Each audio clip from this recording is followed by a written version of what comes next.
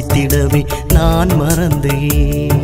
சுவாசமாய் என்னுள்ளில் நீ வந்தாய், வாசமாய் என்றும் நீ எனில் நின்றாய். உன்னை பிரியாமல் நான் வாழ்வேன், உந்தன் திருநெஞ்சில் நான் அயர்வேன்.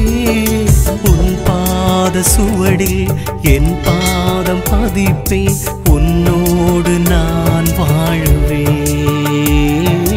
என் வாழ்வின் பொருள் காணுவேன்.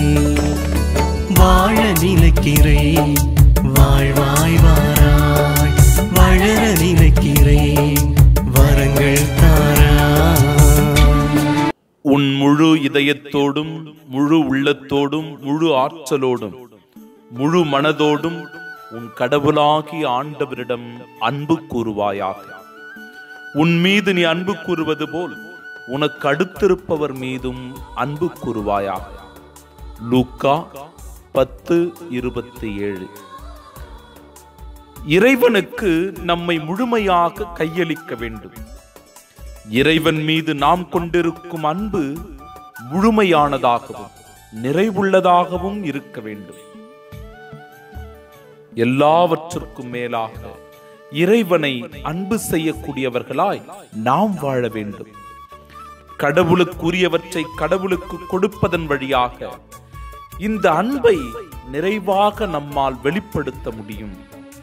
கடவுளுடைய உன்னதமான ஆசீர்வாதங்களை பெறுகின்ற ஒரே வழியாக இது இருக்கின்றது. இறைவனை அன்பு செய்வதோடு நம் அன்பு நின்று போவதில்லை, அதோடு அது முடிந்து போவதில்லை. மேலும் நம் உடன் வாழும் பிற சகோதர சகோதரிகளில் கடவுளின் இந்த இறை அன்பு பிரதிபலிக்க எதிரொலிக்க வேண்டும். அப்பொழுதுதான் நாம் வாழும் இந்த வாழ்க்கை அர்த்தமுள்ளதாக இருக்கும். இறைவா, உம்மை அன்பு செய்யவும் என் மீது நான் அன்பு செய்வது போல எனக்கு அடுத்திருப்பவர் மீதும் அன்பு செய்யக்கூடிய நல்ல அருளை தாரும். ஆமீன். அன்னையாய் அலையோரம் காத்திருந்தாய், உணவேந்தி உறங்காமல் விழித்திருந்தாய். என் படகில் என அறியாயர்ந்திருந்தாய், அதை அறியா ஆழியில் அமிழ்ந்திருந்தேன். உன்னை அறியாமல் நான் வாழ்ந்தேன், உன்னை தெரியாமல் நான் அலைந்தேன்.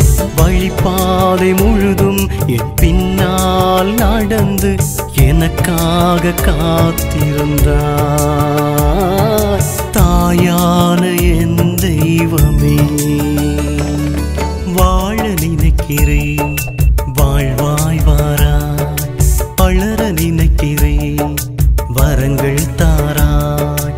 வாழ நினைக்கிறேன் வாழ்வாய் வாராய், வளர நினைக்கிறேன் வரங்கள் தாராய். என் வாழ்வே, என் வழியே, என் உயிரே, வாழ்வில் உணவே.